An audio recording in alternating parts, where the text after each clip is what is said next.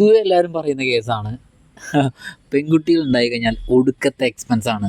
അവരെ മാനേജ് ചെയ്യുക, അവരുടെ മറ്റു കാര്യങ്ങൾ ഹാൻഡിൽ ചെയ്യുക, ചിലവ് എല്ലാം വളരെ കൂടുതലാണ്. പലർക്കും തലവേദനയാണ്, അങ്ങനെയൊക്കെ പല കാര്യങ്ങളും പറയുന്നത്. ഇനി കല്യാണത്തിൻ്റെ ടൈം ആയി കഴിഞ്ഞാൽ അതിൻ്റെ ചിലവുകൾ വേറെ, അവർക്ക് പ്രത്യേകം ജോലി ഇല്ലെങ്കിൽ അവരുടെ എക്സ്പെൻസ് നോക്കുന്നത് വേറെ. ഭയങ്കര ബുദ്ധിമുട്ടായിട്ട് പറയുന്ന പലവരെയും ഞാൻ കണ്ടിട്ടുണ്ട്.